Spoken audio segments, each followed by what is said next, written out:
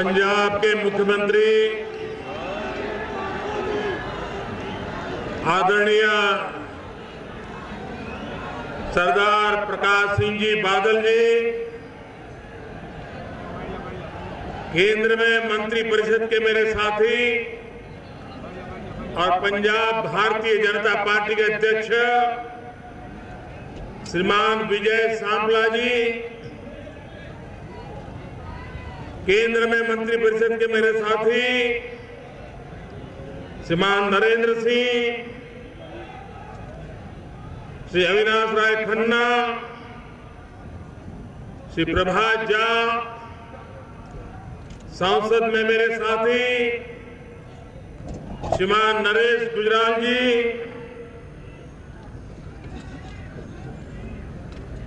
Jalandhar central के भाजपा के उम्मीदवार हमारे वरिष्ठ साथी श्री मनोरंजन कालिया जी,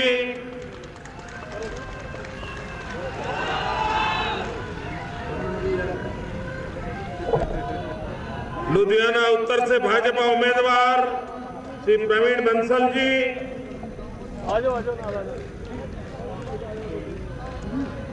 जालंधर कैंट से अकाली दल के उम्मीदवार श्री सरबजीत सिंह मक्कड़, आदमपुर से अकाली दल के उम्मीदवार श्रीमान पवन कुमार टीनू जी, जालंधर पश्चिम से भाजपा उम्मीदवार श्री मोहिंदर भगत जी,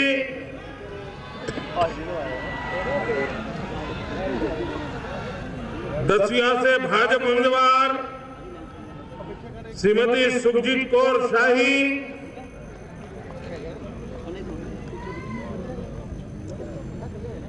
जालंधर उत्तर से उम्मीदवार श्री केडी भंडारी जी,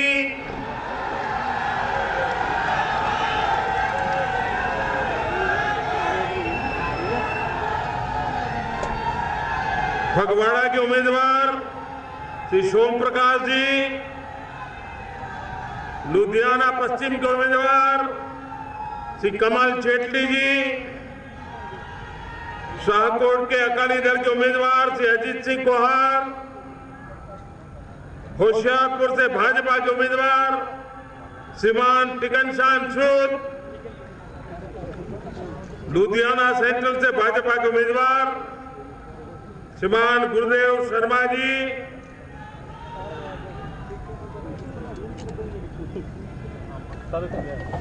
मंच पर विराजमान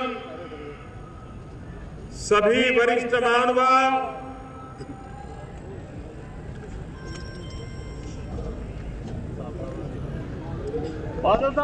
मुकेरिया से श्री अरुणेश शकील जी, सर नाम आ जाओ बादल साहब, श्रीमान सुखदेव सिंह जी,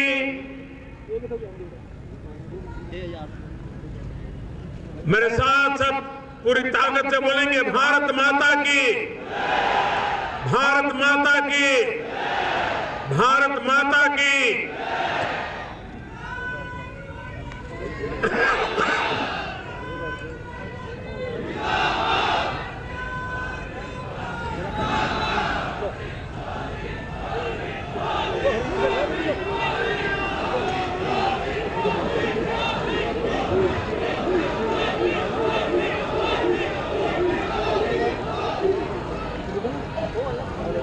एक तरफ बसंत पंचमी के रंग से रंगने की तैयारियां चल रही हैं और दूसरी तरफ पंजाब के भाग्य को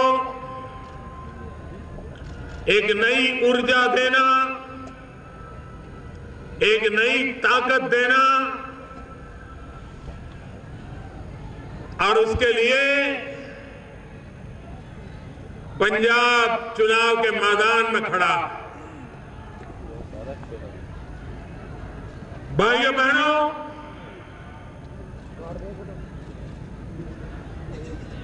ये पंजाब की धरती वीरों की धरती है, शूरवीरों की धरती है, ये गुरुओं की धरती है, ये संतों की धरती है,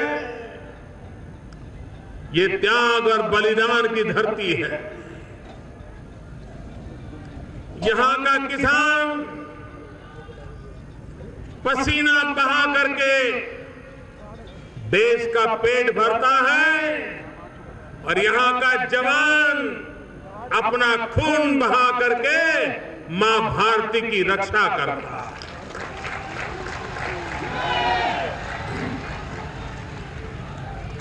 हिंदुस्तान में प्रदेश तो बहुत है, लेकिन पंजाब प्रदेशों से भी ज्यादा कुछ और है। पंजाब की आन बान शान भारत का माथा ऊंचा करती है।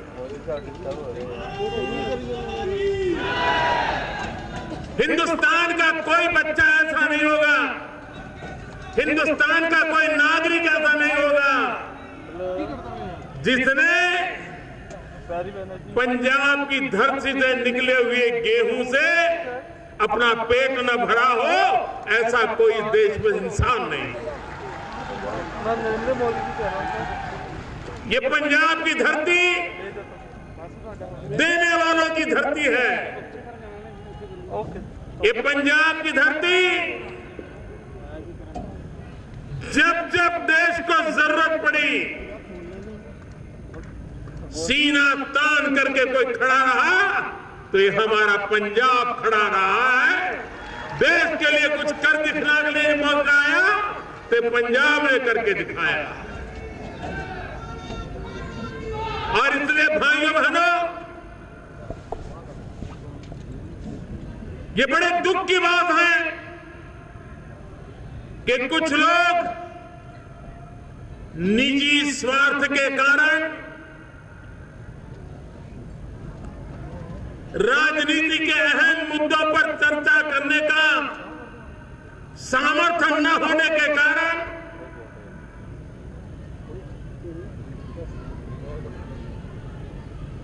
किसी न किसी कारणवश इस चुनाव में पंजाब की आन बान शान पर दाग लगाने की कोशिश कर रहे हैं। पूरे पंजाब को भला बुरा कहने पर तुले हुए हैं। और पीड़ा तो तब होती है कि जिस देश की सेना पंजाब के वीरों के कारण, त्याग और बलिदान के कारण, डिसिप्लिन के कारण, डेडिकेशन के कारण गर्व अनुभव करती है, उस पंजाब के युवकों को अपने राजनीतिक स्वार्थ के लिए भला बुरा कहा जाए, बदनाम किया जाए, न जाने कैसे कैसे शब्द उनके लिए प्रयोग किए जाए। क्या राजनीति इतनी नीचे स्तर पर चली जाएगी? मैं पंजाब के नौजवानों से आज कहना चाहता हूं, राजनीति अपनी जगह पर है, लेकिन देश और दुनिया में पंजाब के नौजवानों की छवि जिन्होंने खराब की है, पंजाब के नौजवानों को दुनिया में जा जा करके बदनाम करने का पाप किया है, ऐसे लोगों को पंजाब के वास्ते, पंजाब के गौरव के वास्ते, पंजाब की आन बान शान के वास्ते ऐसी सजा दीजिए ताकि कोई फिर से पंजाब पर उंगली उठाकर देखे नहीं।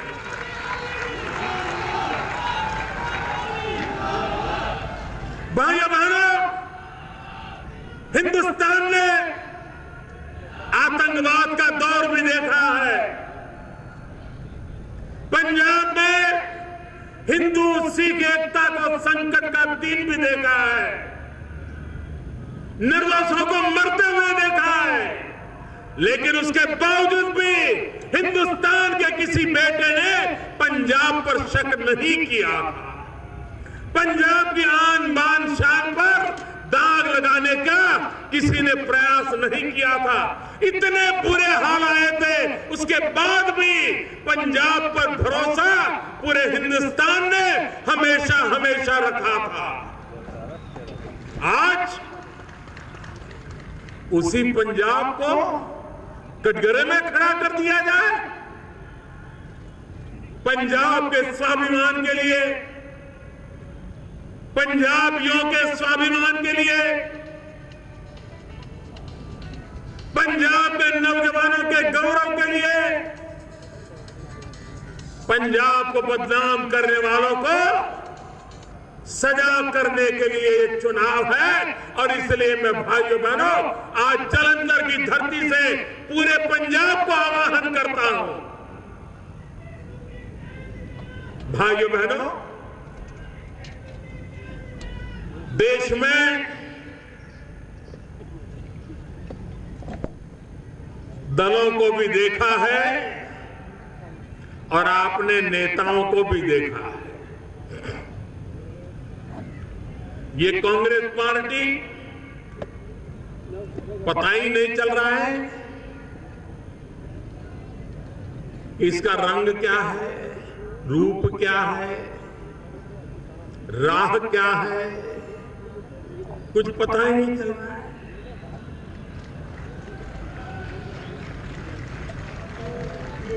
पानी रे पानी, तेरा रंग कैसा। आप देखिए,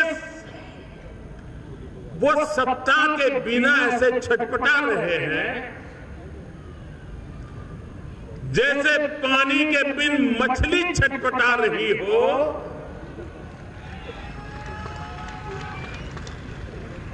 परेशान परेशान महसूस हो रहे हैं।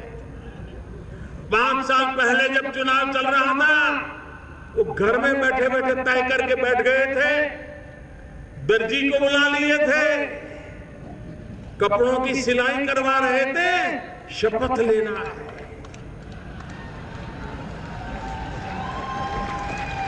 और पूरे पंजाब में ऐसा माहौल बना दिया था कि बस अब तो बादल साहब गए। लेकिन ये पंजाब की जनता है, उनकी समझदारी को कम मत आंकिए। 5 साल पहले जैसे चौंकाना परिणाम दे दिया था, भाइयों बहनों, बादल साहब की तपस्या ऐसी है, बादल साहब का समर्पण ऐसा है कि फिर एक बार पंजाब बादल साहब को मुख्यमंत्री देखना चाहता है।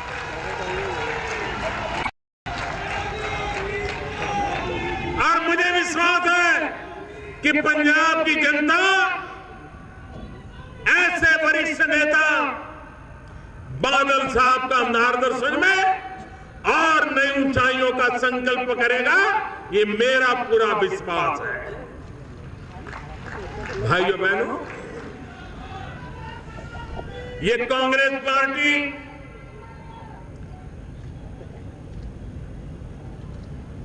बड़ी कमाल की पार्टी है।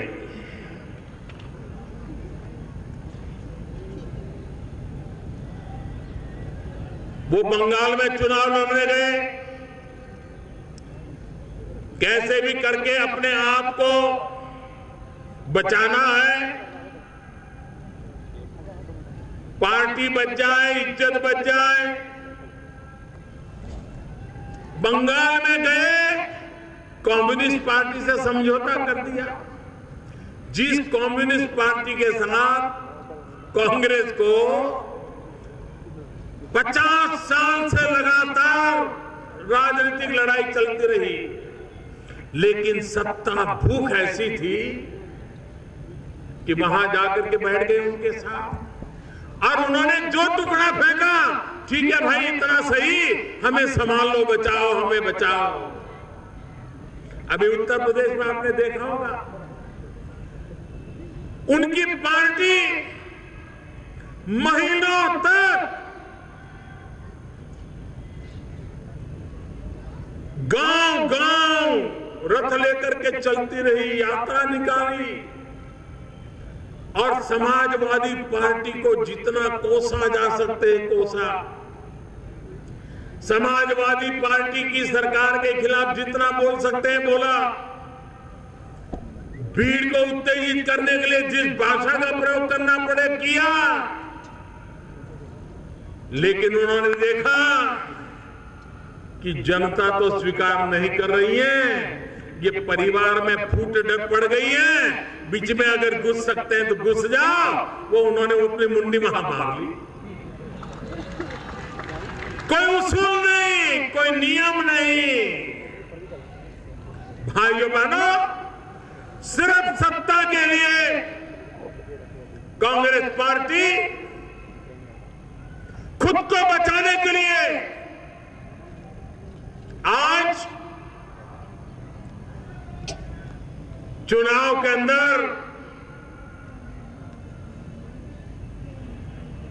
कैसे भी करके कुछ दे दो, इस हाल से गुजर रही है। जो नाव डूब चुकी है, जिस नाव में कुछ बचा नहीं है, क्या पंजाब के लोग ऐसी नाव में कदम रखने की सोचेंगे भी क्या? क्या ऐसी डूबने वाली नाव पंजाब को पार करा सकती है क्या? और इसलिए भाइयों बहनों, ये कांग्रेस एक इतिहास है, कांग्रेस एक बीती हुई बात है। कांग्रेस वो आखिरी सांस पे अपना गुजारा करने वाला दल है, उससे कुछ होने वाला नहीं। राजनीतिक जीवन में उसूल होते हैं। ये बादल साहब जब पहली बार मुख्यमंत्री बने तो हिंदुस्तान में इस बात की चर्चा थी कि सबसे छोटी आयु के मुख्यमंत्री, उनके विषय में बार बार कहा जाता था कि सबसे छोटी आयु के मुख्यमंत्री, और तब से लेकर के अब तक तपस्या करते करते सबसे वरिष्ठ मुख्यमंत्री, ये भी हिंदुस्तान में उनको कहा जाता है। आप कल्पना कर सकते हैं, जब हिंदू सिख एकता में दरार पड़ गई थी और उसको चौड़ी करने के लिए राजनीति चल रही थी, तब हिम्मत करके हिंदू सिख एकता ये मेरी प्राथमिकता है, उस मुद्दे को लेकर के सार्वजनिक जीवन में जीने का प्रयास बादल साहब ने किया। हिंदू सिख एकता ये उनका प्राथमिक उसूल रहा, और आज पंजाब बचा है, आज पंजाब आगे बढ़ रहा है, तो हिंदू सिख एकता के भरपूर बादल साहब के प्रयासों का परिणाम है। ये पंजाब कभी भूल नहीं सकता। भाइयों बहनों, ढेर सारे लोग मिलेंगे, दल बदलना ये उनका मानो हर चुनावी उत्सव होता है। जहां पर कुछ रोशनी नजर आए तो भाग करके जाना, ऐसे बहुत दल और दलों के लोग देखे हैं आपने। कांग्रेस पार्टी तो पूरी की पूरी बंगाल में कम्युनिस्टों के पास भागो, उत्तर प्रदेश में सपा के पास भागो। ये बादल साहब देखिए, इतने सालों का सार्वजनिक जीवन, न दल बदला न दिल बदला, अपने आप को पंजाब को समर्पित करके रखा।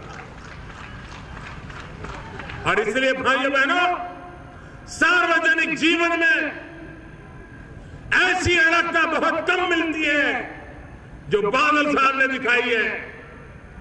और जब मैं मुख्यमंत्री था तब भी, जब मैं पंजाब में पार्टी के प्रभारी के रूप में जब यहां रहता था, बादल साहब की उंगली पकड़ करके चलता था।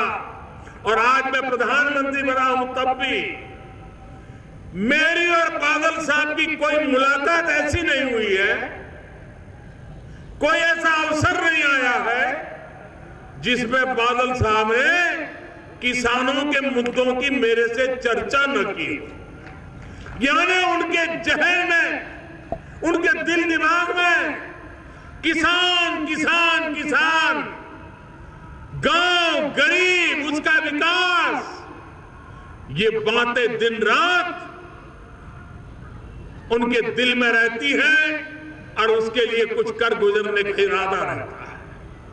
भाइयों बहनों, पंजाब, यहां के किसान को अगर पानी मिल जाए तो मिट्टी में से सोना पैदा करके दिखाने वाला मेरा किसान है यहां। और किसानों के विकास को लेकर के दिल्ली में सरकार जो बैठी है, अभी अभी आपने देखा होगा, ये नोटबंदी के बाद हमने निर्णय किया किसानों के कर्ज में जो ब्याज है, सैकड़ों करोड़ रुपयों का बोझ दिल्ली में भारतीय जनता पार्टी की एनडीए की सरकार उठाएगी और किसानों का ब्याज माफ कर दिया जाएगा। हमने बीमा पॉलिसी लाई।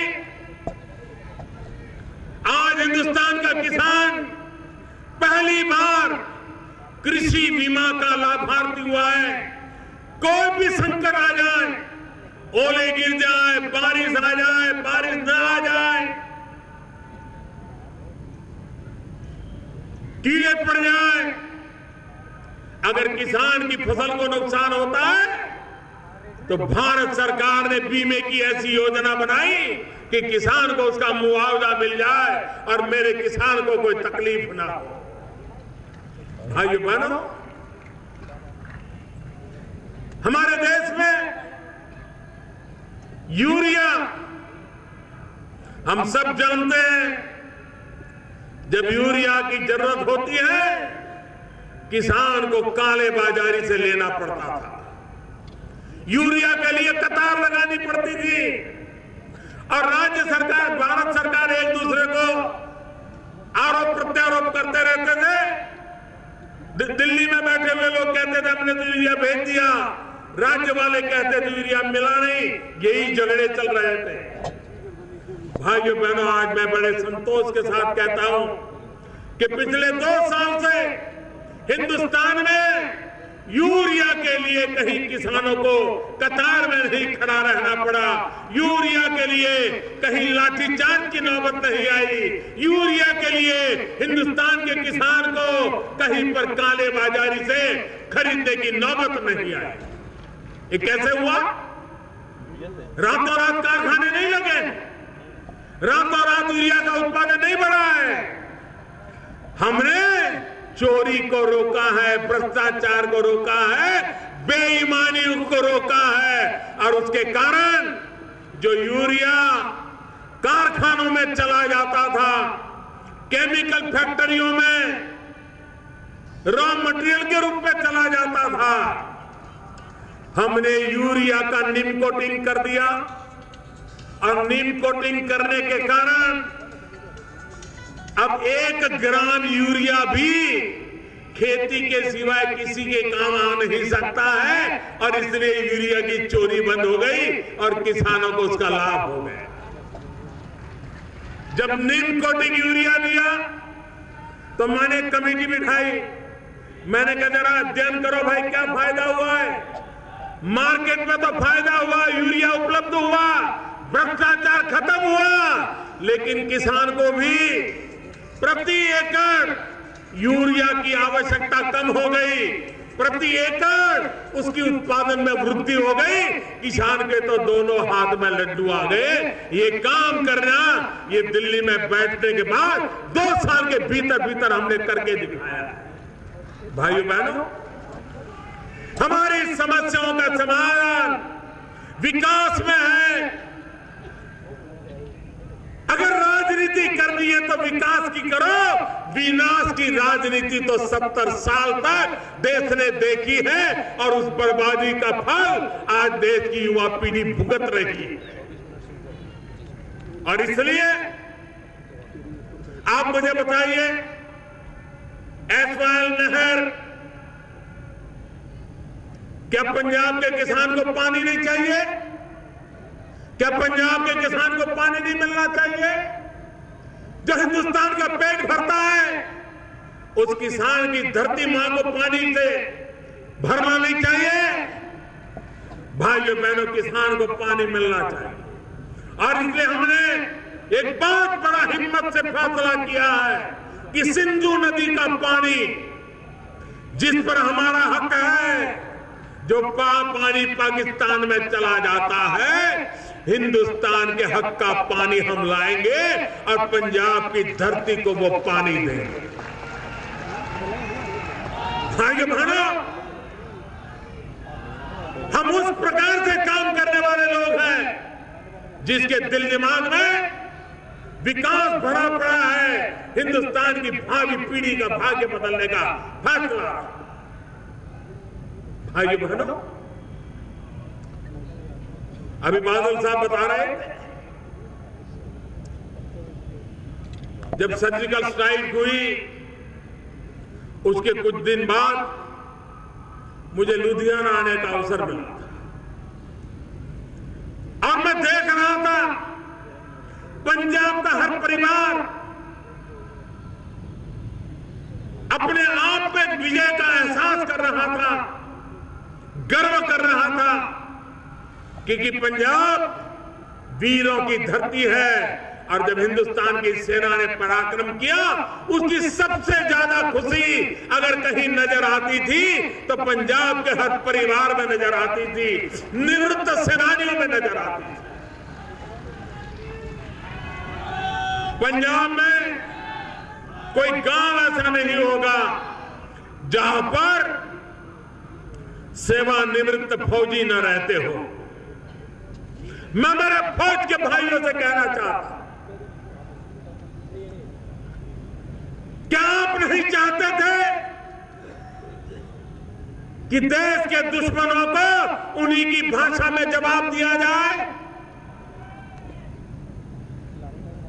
कब तक हमारे सेना के जवान मरते रहेंगे? कब तक हमारे जवानों को शहीद करते जाएंगे? और तब जाकर के भारत की सेना भी पराक्रमी है। भारत की सेना किसी से कुछ लेना नहीं चाहती, लेकिन अपने लिए रक्षा करने के लिए सारे मार्ग उसको मंजूर होते हैं। और सफलतापूर्वक सर्जिकल स्ट्राइक की हमारे पराक्रमी जवानों ने। भाइयों बहनों, फौज के निवृत्त लोग 40 साल से 1 रैंक 1 पेंशन, उसके लिए लड़ाई लड़ रहे थे कि नहीं लड़ रहे थे? मांग कर रहे थे कि नहीं कर रहे थे? हर चुनाव में आकर के ये कांग्रेस के नेता झूठी बयानबाजी, झूठे वादे करके गए थे कि नहीं गए थे? सेवानिवृत्त जवानों की मीटिंग किया करके बड़ी बड़ी बातें बता के गए थे कि नहीं गए थे? भाइयों बहनों, ऐसी कैसी पार्टी कि देश के लिए मरने जीने वाले लोगों के सामने भी सच बोलने की हिम्मत नहीं रखती थी, आंख में आंख मिलाकर के बात नहीं कर पाती थी, झूठे वादे करती थी और 40 साल तक 1 रैंक 1 पेंशन को लटकाए रखा। ये दिल्ली में हमारी सरकार आई। देश के सेना के लिए हमें गर्व है, फौजियों के लिए गर्व है, और इसलिए हमने 1 रैंक 1 पेंशन का मसला सुलझा दिया। और जब 1 रैंक 1 पेंशन की बातें लोग करते थे, शुरू में लोग मुझे बताते थे सब 500 करोड़ में हो जाएगा, कोई कहता नहीं सब 1000 करोड़ में हो जाएगा, कोई कहता था 1200 करोड़ में हो जाएगा। जब हम बराबर हिसाब लगाने बैठे तो मामला 10,000 करोड़ से भी ज्यादा हो गया। अब एक मुश्त 10,000 करोड़ रुपया निकालना किसी भी सरकार के लिए मुश्किल होता है। मैंने सेना के जवानों को बुलाया, फौजियों से बात की।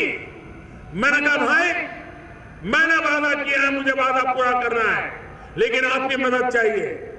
आगे फौजी लोग हैं, देश के लिए अगर उनसे कुछ कहो वो कभी झिझकते नहीं है।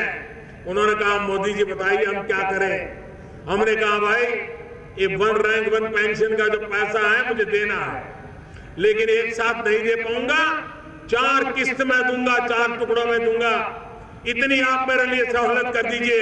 और मैं मेरे फौजियों को नमन करता हूं, उन्होंने 1 मिनट में मेरी बात मान ली।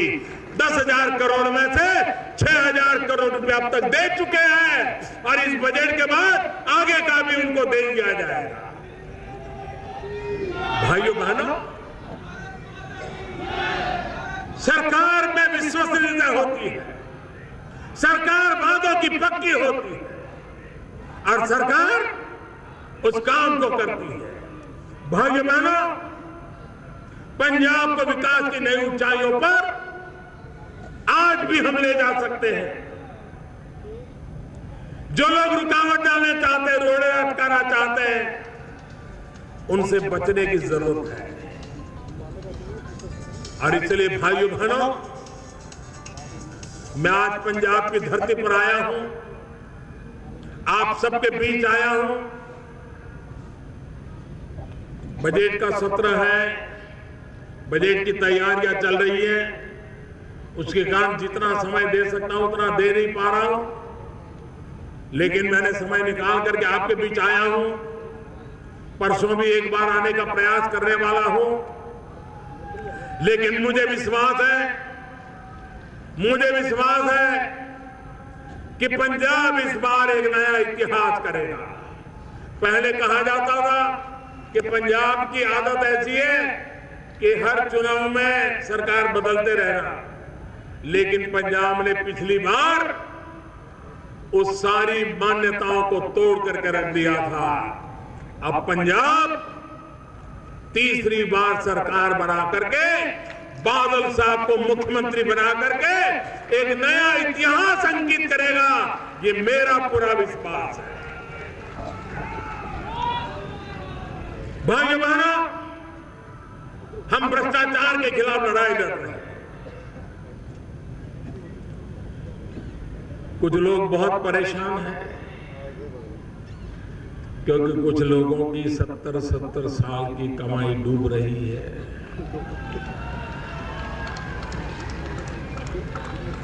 लूट करके जमा किया, वो खतरे में पड़ गया है। अभी तक वो पचा नहीं पा रहे। मौके मिलते ही मुझ पे हमला बोलते हैं, लेकिन ये राजनेता समझ ले, राजनीतिक जीवन में भी भ्रष्टाचार को खत्म करने का बीड़ा मैंने उठाया है।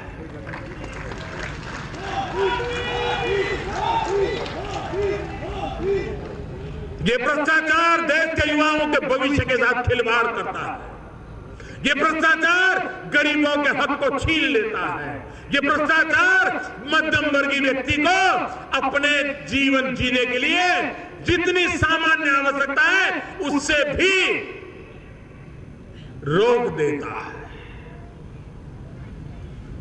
भाइयों बहनों,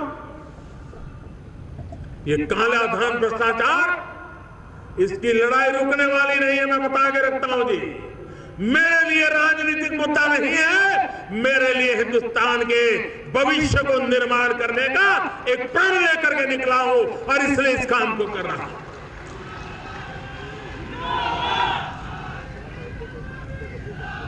हर दिन खबर आती है, इतने पकड़े गए। एक जमाना था, जरा 2014 के अखबार निकाल दीजिए, यूपीए की सरकार थी, 2012, 13, 14 मई तक के अखबार निकाल दीजिए।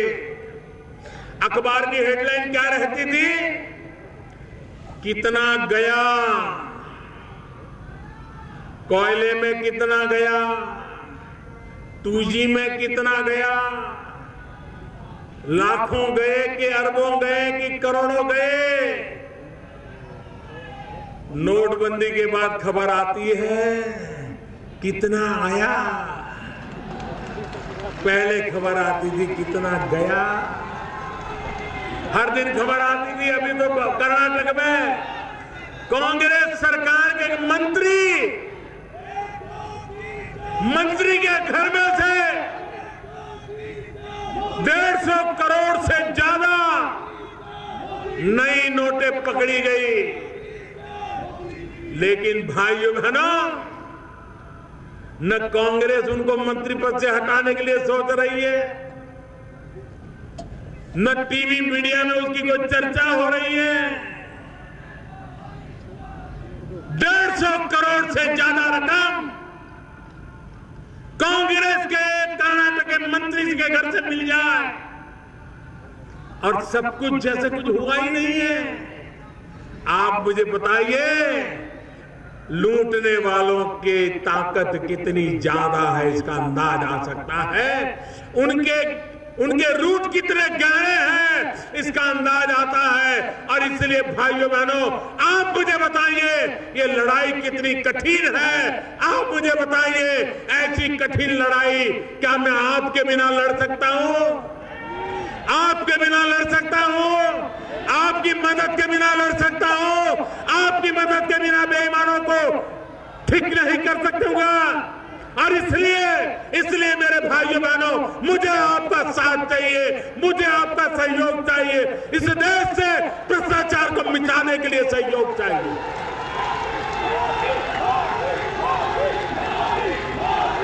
एक ऐसी सरकार आई है दिल्ली में जो दम रखती है, ऐसी बड़ी बड़ी ताकतों से लड़ने का दम रखती है। पिछले 3 महीने क्या क्या जुल्म हुए हैं मुझ पर, इसलिए कि मैं भ्रष्टाचार के खिलाफ लड़ाई लड़ रहा हूं। लेकिन जुल्म करने वाले समझ लें, ये मोदी है, जुल्म के सामने झुकता नहीं है।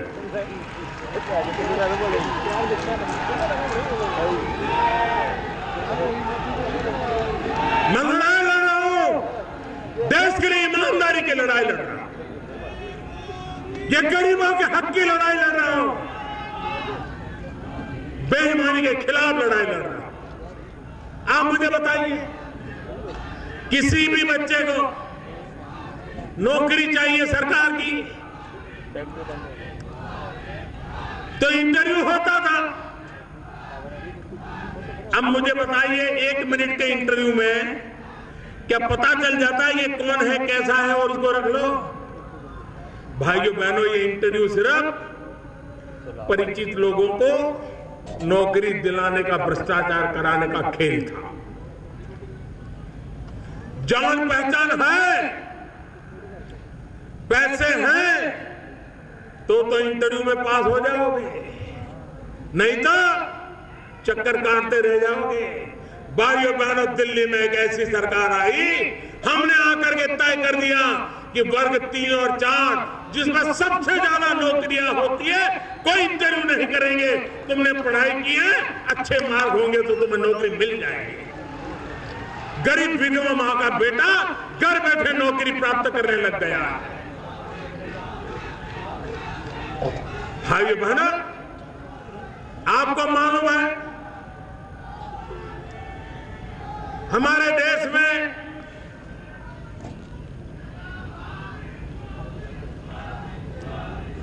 गैस का कनेक्शन, गैस का सिलेंडर लेना हो, सगड़ी लेनी हो, तो भी किसी एमपी की जरूरत पड़ती थी। एक जमाना था एमपी को 25 कूपन मिलती थी। अपने कार्य क्षेत्र में 25 परिवारों को गैस का सिलेंडर देने की सिफारिश करने की 25 कूपन। और उस एमपी साहब के घर में बड़े बड़े लोग कतार लगा के खड़े हो जाते थे कि बेटा बड़ा हो गया है, अलग रहने गया है, उसको अगर एक गैस का कनेक्शन मिल जाए तो अच्छा होगा। और एमपी साहब कहते थे अभी नहीं, अगले महीने आना। ये हाल था। और अखबारों में कभी कभी आता था कि गैस के कनेक्शन की कूपनें ब्लैक में बेची जाती है। भाइयों बहनों, 2014 का चुनाव याद कीजिए, 2014 का चुनाव लोकसभा का याद कीजिए। हिंदुस्तान की कांग्रेस पार्टी किस मुद्दे पर चुनाव लड़ रही थी? हिंदुस्तान की कांग्रेस पार्टी बड़ा अधिवेशन किया और अधिवेशन में घोषणा की कि 9 सिलेंडर नहीं, हम साल भर में 12 सिलेंडर देंगे। सिलेंडर 9 मिले कि 12 मिले, इसके आधार पर दिल्ली में सरकार बनाने का कांग्रेस ने वादा किया था। ये हाल है कांग्रेस का। हम आए, हमने सारा देखा, मैंने कहा ये क्या बात कर रहे हो भाई, ये काहे का भ्रष्टाचार हो रहा है। मैंने जनता जनार्दन को रिक्वेस्ट की कि अगर आपके पास आर्थिक रूप से अगर तकलीफ नहीं है तो देश के गरीबों के लिए आप अपनी सब्सिडी छोड़ दीजिए। भाइयों बहनों, मैं मेरे देशवासियों के सामने सर झुकाता हूं। 1.25 करोड़ लोगों ने सामने से अपनी गैस की सब्सिडी छोड़ दी और मैंने वो सब्सिडी उन गरीब माताओं को दी जो घर में लकड़ी का चूल्हा जलाते थे और गैस का कनेक्शन दे दिया। वो लोग 9 सिलेंडर की 12 सिलेंडर इसी के खेल खेल रहे थे, जबकि ये सरकार 3 साल में 5 करोड़ गरीब परिवारों को गैस का सिलेंडर देने का काम कर रही है। अब तक 1.5 करोड़ से ज्यादा गैस कनेक्शन दे चुके हैं और आने वाले 3 साल के अंदर 5 करोड़ परिवारों में गैस का कनेक्शन देने का काम पूरा कर देंगे। इसलिए भाइयों बहनों, मेरी माताओं बहनों से मैं कहना चाहता हूं, गरीब मां जब चूल्हा में लकड़ी से चूल्हा जला करके खाना पकाती है, एक दिन में उस गरीब मां के शरीर में 400 सिगारेट का धुआं जाता है। 400 सिगारेट का। आप मुझे बताइए क्या गुनाह है उस गरीब मां का? बच्चों का पेट भरने के लिए लकड़ी का चूल्हा जलाना पड़ रहा है और खुद को हर दिन 400 सिगरेट जितना धुआं अपने शरीर में लेना पड़ता है। क्या ये मां तंदुरुस्त रह सकती है? क्या वो मां घर में बच्चों को, तंदुरुस्त बच्चों को जन्म दे सकती है? भाइयों बहनों, इन गरीब माताओं की मदद कौन करेगा? और इसलिए हमारी सरकार ने निर्णय किया कि हम इन गरीब परिवारों को ढूंढ करके 5 करोड़ परिवारों को गैस का सिलेंडर दे करके लकड़ी के चूल्हे से मुक्ति दिलाएंगे। हर दिन के 400 सिगरेट के धुएं से उसे मुक्ति दिलाने के ये गरीबों के लिए काम करने वाली सरकार। आजादी के 70 साल हो गए। भाइयों बहनों, क्या मेरे गरीब को रहने का घर होना चाहिए कि नहीं होना चाहिए? गरीब को अपना घर होना चाहिए कि नहीं होना चाहिए? भाइयों बहनों, मैंने सपना संजोया है 2022 जब हिंदुस्तान की आजादी के 75 साल होंगे, हम हिंदुस्तान के हर गरीब को उसका अपना मकान हो, उस काम को पूरा करने के लिए चल रहे हैं। मैं आपकी मदद चाहता हूं इन कामों के लिए। मैं आपकी मदद चाहता हूं विकास करने के लिए। मैं आपकी मदद चाहता हूं नौजवानों का भाग्य बदलने के लिए। मैं आपकी मदद चाहता हूं माताओं बहनों को सम्मान देने के लिए। मैं आपकी मदद चाहता हूं हमारे पंजाब के किसान को और खुशहाल करने के लिए। और मुझे विश्वास है कि आप भारतीय जनता पार्टी अकाली दल का गठबंधन, कमल निशान और तिकड़ी निशान, इसका भरपूर समर्थन करके, भारी मतदान करके, गुमराह करने वालों से पंजाब को बचा करके बादल साहब के नेतृत्व में फिर एक बार सरकार बनाएंगे। इसी एक आप अपेक्षा के साथ मेरे साथ बोलिए, भारत माता की, पूरी ताकत से बोलिए, भारत माता की, भारत माता की। बहुत बहुत धन्यवाद।